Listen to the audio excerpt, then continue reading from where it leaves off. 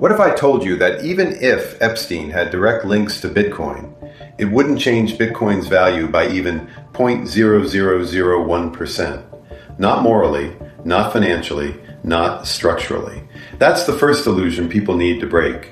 We are wired to think if the person is evil, the system must be evil. That's emotional logic, not financial logic. And markets don't run on emotions. They run on incentives, game theory, and math. Epstein was a criminal. That's not debatable. But here's the uncomfortable part. Criminal does not mean unintelligent. Immoral does not mean financially incompetent. Some of the most destructive people in history were also extremely high IQ system thinkers. Both can be true at the same time. A brilliant scientist can become a terrorist. Does that make science invalid? A genius can become a criminal. Does that make genius fake? Of course not. It just proves one thing. Intelligence is morally neutral. Now here's where it gets disturbing. Epstein wasn't just rich. He wasn't just connected. He had early access to big tech founders, Wall Street power brokers, elite universities, advanced research, and emerging crypto infrastructure. Not after success, before success. Coinbase, MIT, JP Morgan, Google, PayPal, hedge funds, AI labs. He wasn't chasing trends. He was positioning himself before the world knew what mattered.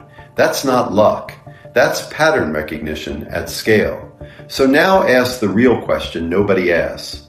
What kind of mind spots new money systems, new tech paradigms, new power structures before they become obvious? The same kind of mind that could create something like Bitcoin. Now comes the uncomfortable hypothetical. What if Epstein knew Satoshi? What if Epstein was connected to Satoshi? What if Epstein was Satoshi? Here's the punchline. It literally changes nothing about Bitcoin. Not supply, not code, not consensus, not game theory. Bitcoin doesn't care who created it. That's the entire point. No CEO, no foundation, no legal owner, no control layer. Even the creator became irrelevant. That's not a bug. That's the feature. Satoshi could be a saint, a criminal, a government, a psychopath, or an AI, and Bitcoin would still function exactly the same because it's a system, not a personality. If Satoshi moved even 1% of his coins today, global markets would freeze, exchanges would halt, volatility would explode, liquidity would vanish. Not because Bitcoin is weak, but because Bitcoin is too important. That's power. Not human power, protocol power. A system so large that even its creator can't touch it without destabilizing reality. Now zoom out. Epstein had connections everywhere. Tech, finance, academia, AI, politics. Does that make your phone evil? The internet criminal? AI immoral? America invalid? No. It proves something darker. Evil people don't build systems. They infiltrate them. And the world is full of Epsteins. Not the same crimes, but the same pattern. Brilliant minds, zero ethics. Unlimited access. Running banks, running funds, running tech giants, running countries. Right now. So why does Bitcoin scare them? Because it's the first system in history where intelligence isn't enough.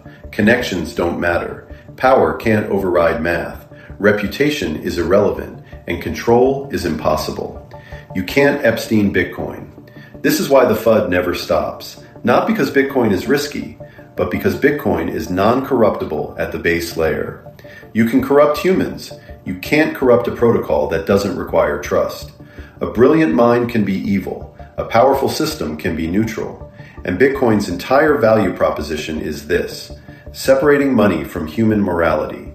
Not because humans are bad, but because history proved they can't be trusted with the money printer. Epstein doesn't make Bitcoin dirty. Epstein proves why Bitcoin was inevitable, and why the next monetary system won't be run by people at all. It'll be run by code, and code doesn't care who you are.